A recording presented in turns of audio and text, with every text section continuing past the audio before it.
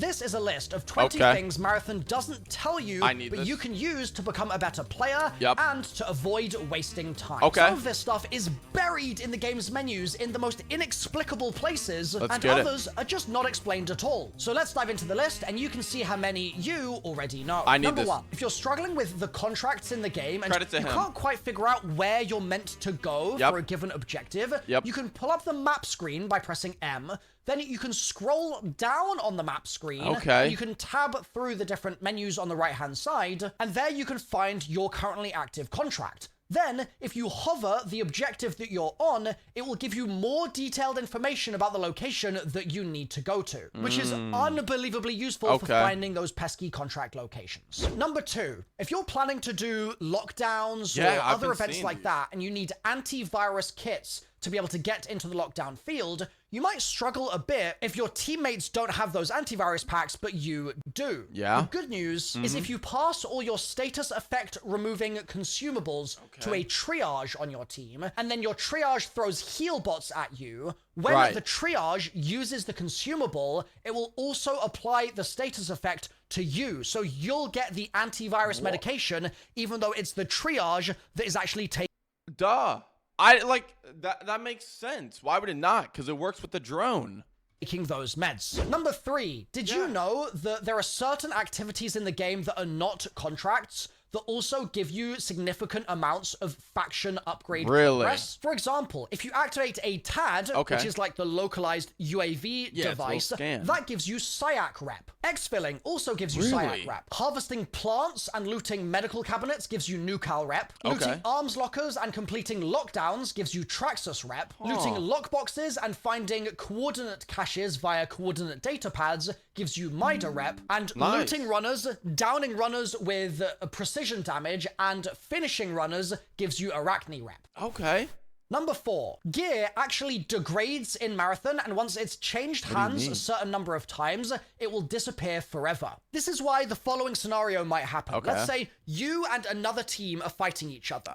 You go down on one side, and the enemy team loots you, but then they run away. Your team revives you, you get back up, and you go on a quest to take that second team down. Eventually, you find them, you kill them, you take all your loot back, but you notice some of the things that they stole from you are mysteriously gone. There's obviously a chance they just dropped it somewhere, but the other explanation is that the trace, as it is called, on that item went to 0. So keep an eye on the trace of your items in the game's menu just here. It's buried for some reason. Next, I genuinely had no idea that existed.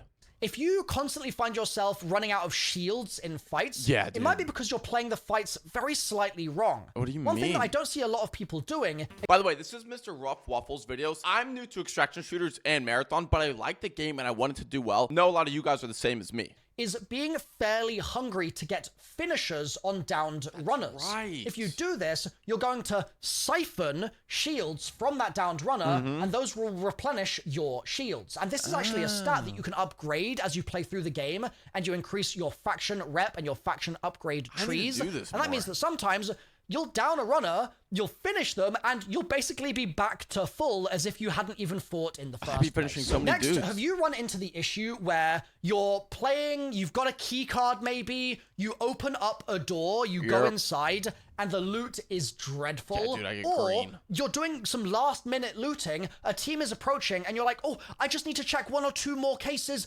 before I leave, because what if they have a gold in them, right? Like, those scenarios can be solved with Thief. Thief has a visor, which lets you scan lockboxes, so before you even use a lockbox key on the case, you can tell what rarity of loot it has inside. So if you scan it, and it's just blue, you might be like, well, I'll keep the lockbox key until I find one that has a purple in it instead. However, there are some scenarios where the visor cannot see through the locked door. It works in some cases, but it doesn't in others. So if you try to scan and everything is white, then that is an indicator that it's not showing you the rarities. I haven't even played. Next, did you know that if you're solo or you're in a rook run, you get 20% increased faction rep from doing all the stuff that I mentioned earlier in the video. Nice. But if you're in a team and you complete a contract for a given faction, your teammates also make faction progress from you doing that contract. It's shared. And this means that playing in a squad is absolutely amazing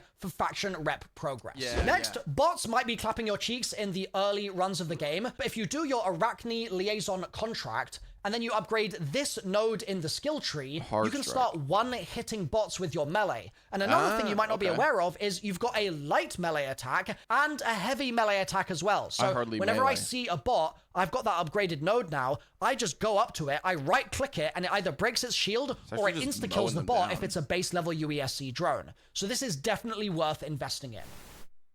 Next, when you spawn in as Rook in a Rook run, you can't see where you are on the map. Yeah, it's kind of annoying. A simple fix for this is just to ping on the floor in front of you and then pull the map up and look at where you're. Why did I never do that? Like, I would ping locations. Why did I never just ping in front of my feet, dude? And that tells you where you are. Next, really simple one, your heat meter drains significantly faster if you crouch. So it's a really good idea to not just sprint and then walk and then sprint and then walk, but sprint and then crouch walk and then sprint and then crouch walk to cover ground faster and make sure that your heat meter fully drains in between sprints. Next, you really need to try to save unstable gel, unstable lead, unstable biomass, unstable gunmetal, and unstable diodes. These are used for all of the faction upgrade trees, and you can mark them by pressing R, and that will track them in-game. So then in-game, when you see them, there'll be a little green eye on the corner of the icon, and also it will highlight on the map where they can be found. So you'll pull up the map, and over a POI, it will have a little green eye, and that shows that your tracked item can be found there. These are always worth extracting with, so if you have spare backpack space, make sure you're I was curious why I saw some before when I was tracking stuff, but I didn't know why. Next, a warning. If you're trying to share faction rep with your teammates, make sure that they have done all of their liaison contracts. The reason for this is you will not share your Mida rep, for example, with your teammate if your teammate hasn't unlocked the Mida contracts in the first place. And you unlock those via liaisons. Next, a very short one. Liaison contracts are some of the only things that do not reset at the end of a season, and therefore they're really worth doing very early so that you never have to worry about them ever again. Next, bartering is good, but it can also be really bad. So the barter system is a way for you to exchange materials for different items instead of just paying with credits. And this is unbelievably useful early in the game when you're pretty credits poor and you've only got some random scrap items, and you can use those to craft some extra ammo or craft some heals and things like that. However, because you want to be saving as much of your unstable matter as possible, the barter system very quickly becomes a materials sink. So instead, later, sort of at mid-game, I would say, you should sort of stop using the barter system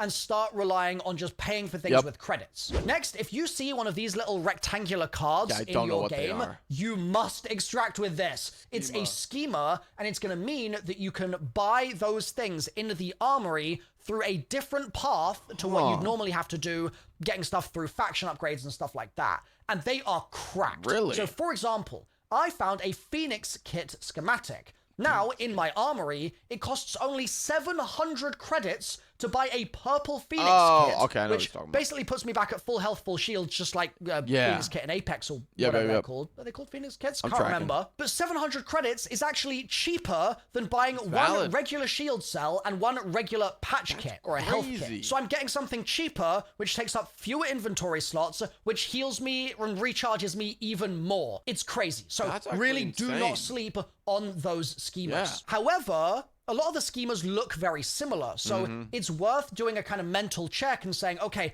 do I have two of the same one in my inventory right now, or is this one that I've already got? And maybe then you can share it with a friend if you already have it, and then next time your friend gets something that you don't have, you can do a little bit of your own bartering. Next, this is a really quick one, but these different options in the menu are really useful for selecting different loot before you enter your run. Just helps you filter, okay, what ammo do I need? I need this, this, and this. Oh, I need to remember that I need shield charges and health kits and self-revives and all those sorts of things. I need self-revives. Tab through those menus before a run and use it as a mental checklist to make sure that you don't moly. forget anything essential. Next, there is a cap on Silk. There is a warning pop-up for this, so hopefully you spotted that. But I don't want you to run into the situation where you stop earning Silk because you're at cap and you waste a bunch of Silk. Where do I spend It's one of the game's currencies that you use for the battle pass, and so really, I think that you should just be spending your Silk as you get it so that you never hit the cap. Next, if you find a purple rarity gun, it actually might be worse than your green gun. Yeah, the I've reason had that for this before. is you're going to play around with different guns as you experience the different maps of Marathon, and you're going to find some that you like and some that you don't, right? And that's just the base gun archetype. But the higher rarity versions of the guns are not just better at base and by default. Instead, they look better because of the mods that are applied to them.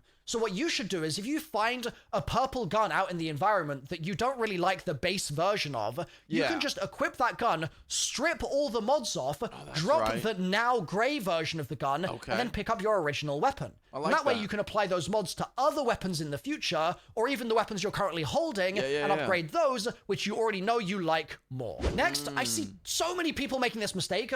Prox chat and team chat are bound to different keys. I think one of them is on T and the other is on Y. I didn't know there's a difference. And I see so many of you guys trying to talk in prox chat to other players, and you're just talking in crew chat to your teammates. That's not how it works. So make sure you check your keybinds, and I'd suggest that you bind prox chat to maybe like mouse 5 on your mouse or something. Like I like putting melee on mouse 4 and then prox chat on mouse 5, and that means that I can easily talk to people in my lobby at any moment without having to move my fingers off WASD. Valid. Next, rook runs are, in my opinion, really not worth doing in your first couple of days playing the game. I know that sounds crazy, but you can't do contracts as rook, and that holds you back a huge amount in the early game, and it really stops you from getting a ton of the loot that you'd get for free from doing those contracts. So I would really strongly advise you avoid rook runs the first couple of days you play, and instead just mainline through all of those contracts and then go from there. Now, I'd love to hear if you knew all of these tips already, or if you've got things that you could share in the comments of this video that we could then... Dude, yeah, again, shout out to Mr. Rough Waffles. I've watched him from Call of Duty and all that stuff in Zombies. New to extraction shooters, new to Marathon, wanted to know more tips. I know a lot of you guys following me are in the same boat. New to extraction shooters, kind of new to Marathon. When you guys join stream, you tell me all this stuff. We ask questions. We figure stuff out. We have a blast. It's fun. But, yeah, great video. Love this. Don't want to take any credit from him. I'll put his link in the comment section down below. Obviously, he's substantially bigger than me. I get that. He's not going to care that I'm doing this video. I like Marathon, want the fan base to continue to grow, have a good time. But if you guys want to stay up to date for all gaming and movie news, make sure to subscribe because I'll keep you guys up to date.